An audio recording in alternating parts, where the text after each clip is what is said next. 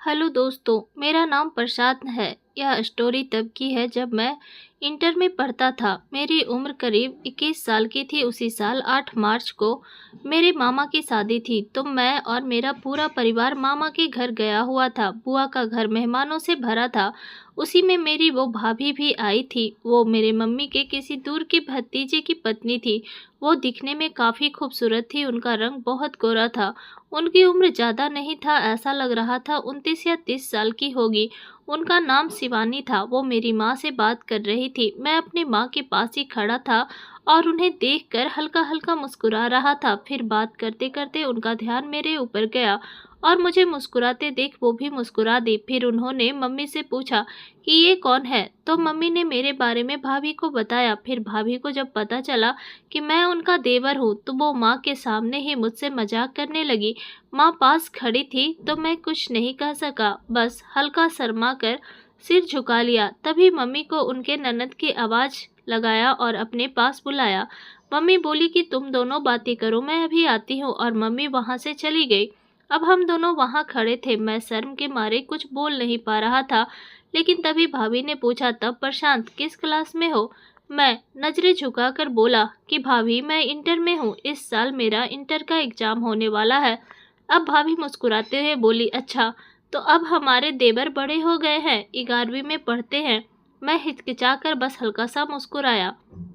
वो मेरी तरफ देखती रही जैसे कुछ कहना चाह रही हो, लेकिन फिर उन्होंने माहौल को हल्का करने के लिए खुद ही बात शुरू कर दी। और बताओ पढ़ाई कैसी चल रही है?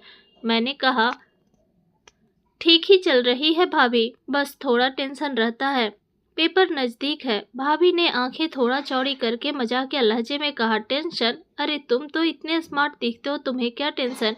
मैं फिर थोड़ा शर्मा गया, लेकिन भाभी के अंदाज में एक अपनापन था जिसमें झिझक धीरे धीरे कम हो रही थी। फिर उन्होंने मेरी बाह को हल्के से थपथपाते हुए कहा, वैसे देवर जी कोई गर्लफ्रेंड गर्लफ्रेंड है या नहीं? मैं तो थोड़ा घबरा ही गया, आंखें बड़ी कर दी और कहा, नहीं भाभी, ऐसी कोई बात नहीं है। वो जोर से हंस पड़ी। अरे वाह, कितना साफ झूठ बोलता है, इतनी प्यारी मुस्कान, और कोई लड़की नहीं? मम्मी जी को बताऊं क्या? मैंने हड़बड़ाकर कहा।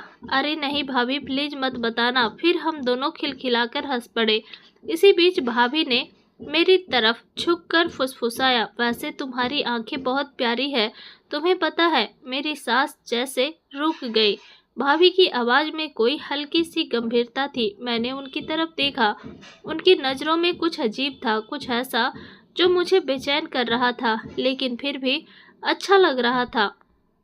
थोड़ी देर दोनों चुप रहे। फिर भाभी ने धीरे से कहा, चलो अब मैं चलती हूँ, बहुत सारा काम है, लेकिन तुमसे फिर बात करूँगी। उन्होंने मुझे एक हल्की सी मुस्कान दी और मुड़कर चली गई। मैं वहीं खड़ा रहा, दिल की धड़कनों को संभालता हुआ। कुछ था जो पहली बार महसूस हो रहा था। उसके बाद से जब भी भाभी मुझसे मिलती, तो हमारे बीच छोटी छोटी बातें और हल्का मजाक हो जाता था।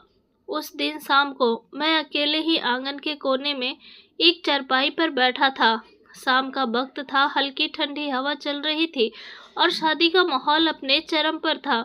तभी भाभी कहीं से आई और मेरे पास चारपाई पर बैठ गई। फिर कुछ देर बाद भाभी अपने पल्लू को संभालते हुए बोली, अब तुम्हारे पेपर को कितने दिन रह गए हैं? मैंने जवाब दिया, भाभी बस अब तो 2 महीना ही बचा है, यहाँ से जाऊंगा और फिर से पढ़ाई की टेंशन शुरू। भाभी मुस्कुराकर बोली कि कोई टेंशन लेने की ज़रूरत नहीं है, अभी शादी में एंजॉय कर, फिर जब यहाँ से जाना तो पूरी ताकत से तैयारी कर लेना, सब कुछ अच्छा होगा। उसके बाद हमारी इधर उधर की बातें शुरू हो गई। फिर बातों ही बातों में मैं भाभी से भैया के बारे में पूछ लिया, क्योंकि मेरा भैया से कोई जान पहचान नहीं था। फिर भाभी ने बताया कि तुम्हारे भैया शादी में नहीं आए हैं, वे मुंबई में काम करते हैं और उन्हें छुट्टी नहीं मिली है।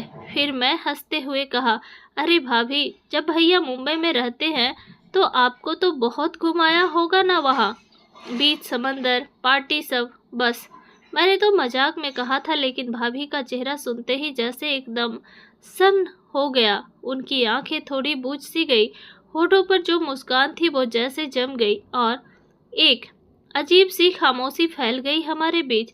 मैं चौंक गया, समझ ही नहीं पाया कि मैंने ऐसा क्या कह दिया।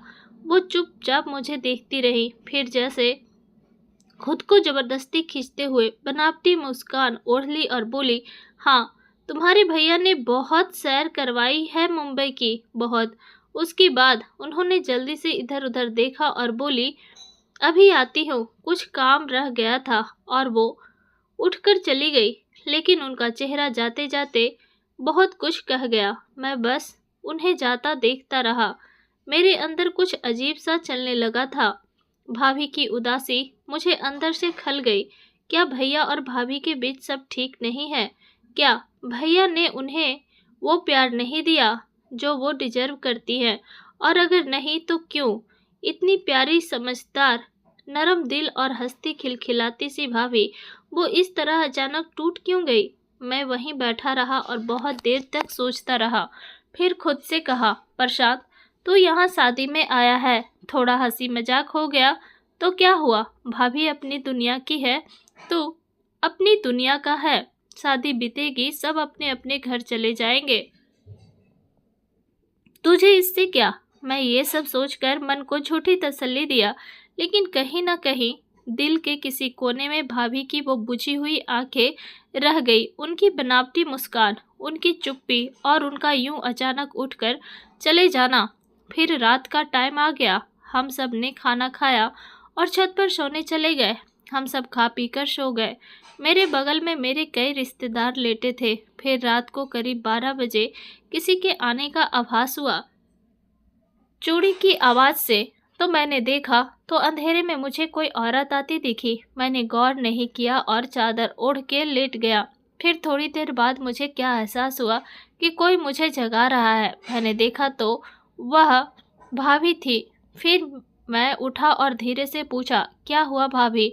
तो उन्होंने अपना मोबाइल दिखाते हुए कहने लगी, इसमें फ़ोन नहीं लग रहा है, ज़रा देखो इसमें क्या बात है। मैंने देखा तो कुछ ज़्यादा प्रॉब्लम नहीं थी। उनका मोबाइल फ्लाइट मोड पर था, तो मैंने नॉर्मल मोड पर करके ऑन कर दिया। फिर उसके बाद फ़ोन लगने लगा। फिर मैंने फ़ोन भाभी को दे दिया तो भाभी ने कहा, क्या हुआ था? मैंने बोला, कुछ नहीं, आपने गलती से फ्लाइट मोड ऑन कर दिया था। फिर वो कुछ सेकंड मेरी आंखों में देखती रही, शायद कुछ कहने की कोशिश कर रही थी या शायद खुद से कुछ छुपा रही थी। फिर हल्के से मुस्कुराई और बोली, थैंक यू।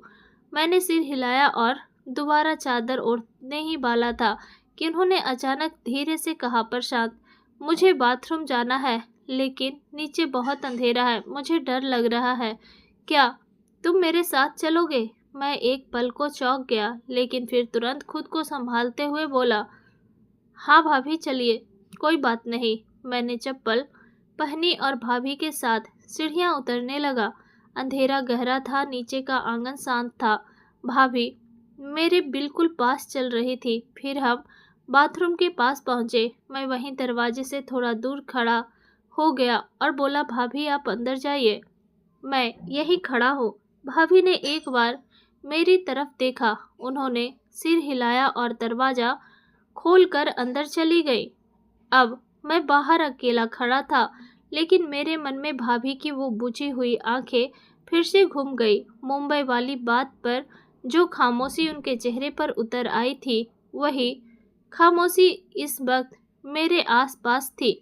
फिर कुछ ही देर में भाभी बाहर आई। पल्लू को थोड़ा संभालती हुई उन्होंने एक बार मेरी तरफ देखा और बोली, थैंक यू प्रशांत, सच में अकेले जाने का मन नहीं था। मैंने मुस्कुराकर कहा, कोई बात नहीं भाभी, आप डरिए मत, मैं हूं ना। वो कुछ नहीं बोली, बस मेरे साथ साथ वापस चलने लगी। फिर जब हम छत पर पहुंचे तो चारों ओर हल्की नींद की सरगोशियां थी। कहीं कोई करवट बदल रहा था, कहीं कोई खर्राटे ले रहा था। मैं धीमे कदमों से अपने बिस्तर की ओर बढ़ा। भाभी भी अपने कोने वाले बिस्तर की ओर मुड़ी, लेकिन जैसे ही मैं अपने बिस्तर के पास गया तो देखा वहाँ कोई और लेटा था। शायद नींद में सरकते सरकते मेरी जगह पर आ गया था। मैं थोड़ा झुका, उसे उठाने ही वाला था कि तभी पीछे से भाभी की धीमी आवाज़ आई, प्रशांत, रुक जाओ, उसे मत उठाओ। मैंने पलटकर देखा, भाभी कुछ कदम दूर खड़ी थी। तुम मेरे साथ चलो, उन्होंने धीरे से कहा। मेरे बिस्तर पर काफ़ी जगह है, मैं अकेली ही सो रही हूँ, तुम एक साइड हो जाना। मैं एक पल को ठिठका, दिल की धड़कन जैसे थोड़ी तेज हो गई। फिर मैंने सिर हिलाया और उनके पीछे पीछे चल पड़ा। छत का वो कोना बाकी जगहों से अलग था। वहाँ थोड़ी सी हवा ज़्यादा थी और बाकी लोगों से थोड़ा दूर होने के कारण एक अलग ही सन्नाटा था। भाभी ने अपना बिस्तर कोने में लगाया था, चादर एकदम करीने से बिछी हुई। सिरहाने पर एक हल्का तकिया और एक छोटा सा रजाई किनारे रखा हुआ। फिर वहां पहुंच भाभी चुपचाप एक ओर खिसक गई और मैंने उनकी दूसरी ओर बहुत ध्यान से किनारे पर जाकर लेटने की जगह बना ली। हम दोनों कुछ देर चुप रहे। मैं चुपचाप आसमान की ओर देख रहा था। दिल में कई सवाल थे लेकिन जुबान पर कोई शब्द नहीं। तभी भाभी की धीमी लगभग फुसफुसाती आवाज आई, प्रशांत, आज अच्छा लगा है कि तुम साथ हो। मैंने उनकी तरफ नहीं देखा, बस धीरे से कहा, मुझे भी भाभी। फिर कुछ देर दोनों चुप रहे। छत की उस ठंडी रात में हम दोनों एक ही बिस्तर पर थे। मैंने आंखें बंद कर ली थी, पर नींद मुझसे कोसों दूर थी क्योंकि मेरे मन में शाम को हुई वो बातें घूम रही थी। आखिर भाभी मुंबई वाली बात पर यूं अचानक शांत क्यों हो गई थी? उनका चेहरा उस पल जैसे बूझ गया था और फिर वो चुपचाप वहां से चली भी गई थी। मेरा दिल कर रहा था पूछ लूं उनसे, लेकिन एक अजीब सा डर था, कहीं कुछ ऐसा ना कह बैठूं जो उन्हें और तोड़ दे। लेकिन मन की बेचैनी, सवालों का शोर अब सहा नहीं जा रहा था। मैंने खुद को कुछ सेकंड समझाने की कोशिश की, लेकिन फिर हल्के स्वर में धीरे से पूछा, भाभी अब जागी हैं? वो थोड़ी देर चुप रही, फिर उसी धीमी आवाज में बोली, हाँ प्रशांत, बोलो क्या हुआ? मैं थोड़ी देर तक चुप रहा, फिर धीरे धीरे कहने लगा, भाभी अगर आप बुरा ना मानो तो क्या आपसे कुछ पूछ सकता हूँ? भाभी थोड़ी देर चुप रही, शायद उन्हें भी समझ आ रहा था कि मैं क्या पूछने वाला हूँ। फिर भी उन्होंने कहा कि हाँ बोलो प्रशांत, क्या पूछना चाहते हो?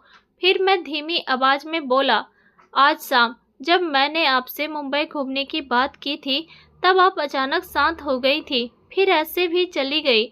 मुझे लगा शायद मैंने कुछ गलत कह दिया था। भाभी कुछ नहीं बोली। मैंने थोड़ा रुक कर गहरी सांस लेते हुए पूछा, भाभी क्या आपको और भैया के बीच सब कुछ ठीक है? अब भाभी ने करवट बदली और बोली, हाँ सब कुछ ठीक है प्रशांत, तुम इन बातों पर ज्यादा मत सोचो। उनकी आवाज में सच्चाई नहीं थी, ऐसा लग रहा था जैसे वो जबरन कुछ छुपाने की कोशिश कर रही हो। मुझे उनका जवाब सुनकर एक अजीब सी बेचैनी हुई। मन किया फिर से पूछूं, लेकिन फिर खुद को रोका। शायद वो बताना नहीं चाहती, शायद कुछ ऐसे राज हैं जो उनके भीतर ही रह गए हैं। फिर मैंने करवट ली और उनकी तरफ पीठ करके सोने की कोशिश करने लगा, लेकिन मेरी आंखें बंद होते हुए भी जैसे जाग रही थी। मन अब भी वहीं अटका था, उनकी आवाज, उनकी नजरें और वो सब ठीक है वाला झूठ यकीन। तभी कुछ देर बाद एकाएक धीमी टूटी हुई सी सिसकी मेरे कानों तक पहुंची। मैं एकदम चौकन्ना हो गया। धीरे से करवट ली और देखा भाभी आसमान की ओर देख रही थी, आंखों से आंसू बह रहे थे। उनका चेहरा चांद की हल्की रोशनी में भीग रहा था और वो किसी पुराने बहुत गहरे ख्याल में खोई हुई लग रही थी। मेरे दिल में जैसे कुछ चटक गया। मैंने हल्के स्वर में कहा, भाभी क्या हुआ?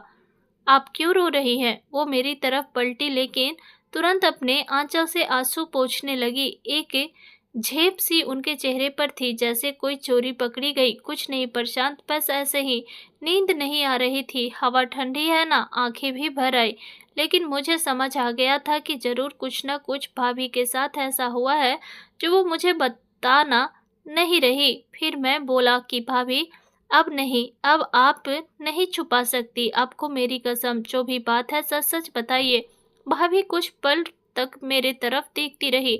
उनके चेहरे पर हैरानी नहीं थी, बस थकावट थी, जैसे उन्होंने हार मान ली हो। उन्होंने गहरी सांस ली और फिर अपनी नजरें दूर आसमान की तरफ टिकाते हुए बोली, प्रशांत तुम्हारे भैया मुंबई में रहते तो हैं, लेकिन जैसा सबको पता है कि वो किसी कंपनी या ऑफिस में काम करते हैं, ये बात झूठ है। मैं चौंक गया। तो फिर भाभी भैया वहाँ क्या करते हैं? वो वहाँ गाइड का काम करते हैं। विदेश से आए लड़के लड़कियों और कपल्स को मुंबई की सैर कराते हैं, बीच पर ले जाते हैं, होटल दिलवाते हैं, पार्टीज करवाते हैं, कभी कभी उनके साथ ही घुल मिल जाते हैं। तुम समझ रहे हो ना प्रशांत, मैं क्या कह रही हूँ? मैंने धीरे से उनका हाथ थामा। भाभी, इसमें क्या गलत है? ये भी तो एक काम ही है ना, लोगों को घुमाने फिराने में मदद करना, गाइड बनना। क्या बुरा है इसमें? भाभी ने मेरी तरफ देखा। उनकी आंखें भीगने लगी थी, लेकिन इस बार वो आंसू पोंछने की कोशिश नहीं कर रही थी। प्रशांत, मुझे भी पता है कि इसमें कोई बुराई नहीं है, काम छोटा बड़ा नहीं होता, लेकिन बात काम की नहीं है। इतना कहकर भाभी रुक गई। फिर मैं बोला कि भाभी आप रुक क्यों गई? मुझे सब सच बताइए। फिर भाभी गहरी सांस लेते हुए बोली, प्रशांत, जब तुमने कहा था कि तुम्हारे भैया ने मुझे मुंबई के बीच घुमाया होगा, उस वक्त मैं इसलिए चुप हो गई थी क्योंकि हाँ, मैं उनके साथ मुंबई गई थी। हमारी नई नई शादी हुई थी और वो मुझे मुंबई ले गए थे। वहाँ सब कुछ बहुत खूबसूरत था।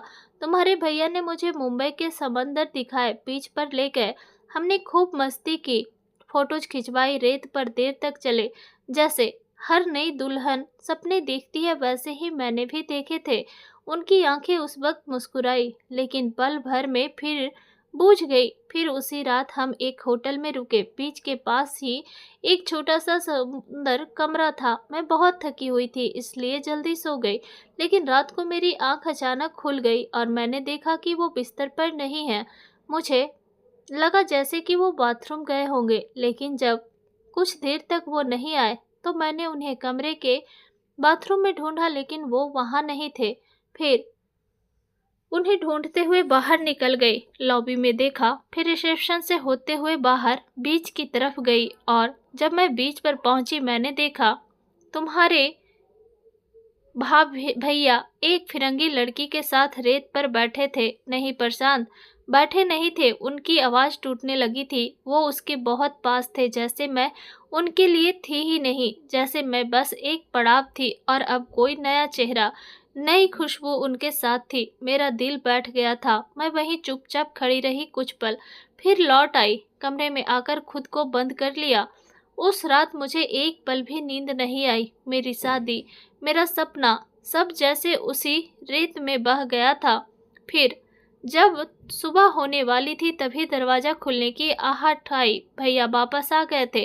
वो दबे पांव कमरे में दाखिल हो रहे थे, जैसे उन्हें डर हो कि मैं जाग न जाऊं। लेकिन मैं तो पहले से उनके पीछे खड़ी थी। वो मुझे देखकर डर गए।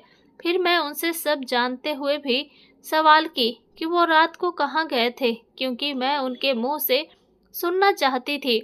लेकिन उन्होंने फौरन बहाना बना दिया, कहा कि बाहर हवा खाने चला गया था। फिर कुछ देर बीच पर बैठा रहा, कुछ पुरानी बातें सोच रहा था। उनके मुंह से ये सुनकर मेरी आंखों में आंसू आ गए। फिर मैंने कह दिया कि मैंने सब देख लिया है, मैं जानती हूँ वो रात को कहाँ थे और किसके साथ थे।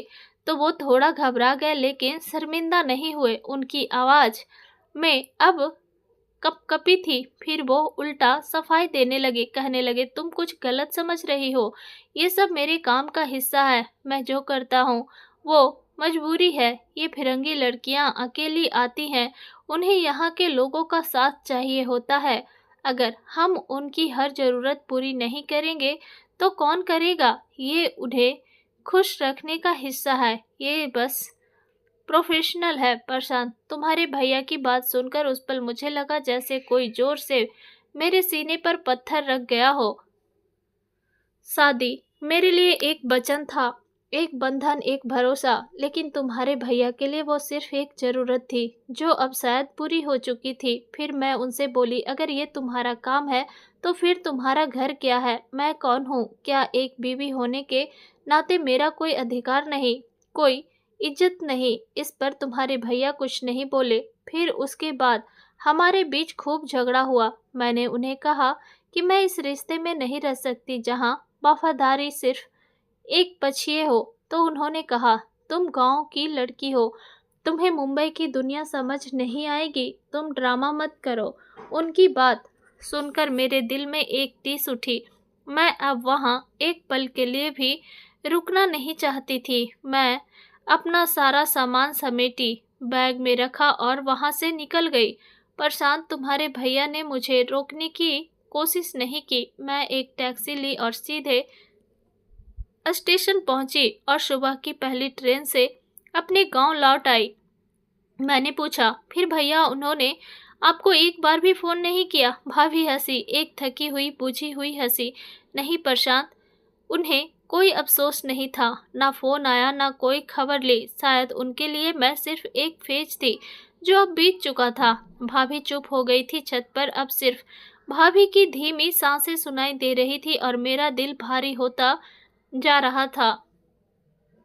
फिर भाभी बोली, मुझे ये सब किसी से कहने का मन नहीं हुआ प्रशांत, लेकिन आज शायद पहली बार लगा कि कोई है जो मेरी बातें सुनना चाहता है, बिना जज किए, बिना सवाल किए। मैंने बहुत धीमे से उनके हाथ पर अपना हाथ रखा। मैं भाभी की आंखों में देख रहा था। वो आंखें जो बरसों से खामोश थी, आज पहली बार बोल रही थी। उनमें आंसू नहीं थे अब, बस एक थकान थी, एक गहरी निराशा जिसे शब्दों में बांधना मुश्किल था। मैंने कुछ कहने के लिए होठ खोले, लेकिन फिर बंद कर लिए। क्या कहता? क्या जवाब था मेरे पास? उनके टूटे भरोसे का, उस दर्द का जो उन्होंने अकेले सहा। मैंने बस उनका हाथ थामे रखा, वो हाथ जो कांप रहे थे, जिसमें अब भी अपने होने की कोई उम्मीद बाकी थी। मैं जानता था मैं उनके लिए ज्यादा कुछ नहीं कर सकता। मैं उनकी टूटी हुई जिंदगी को जोड़ नहीं सकता, उनके बीते साल वापस नहीं ला सकता, उनके घाव नहीं भर सकता। मैं बस उनके पास था, चुपचाप, बिना कुछ कहे। कभी कभी किसी के पास होना ही सबसे बड़ी संतावना होती है। भाभी की आंखें बंद थी, पर उनके चेहरे पर अब एक हल्की सी शांति थी, शायद इसलिए कि उन्होंने सब कह दिया था। तो दोस्तों, यह थी हमारी आज की छोटी सी कहानी। अगर आपको यह कहानी पसंद आई हो तो इसे लाइक करें और अपने दोस्तों के साथ शेयर करें। आगे भी ऐसे ही रोमांचक कहानियों के लिए हमारे चैनल को सब्सक्राइब करें। धन्यवाद।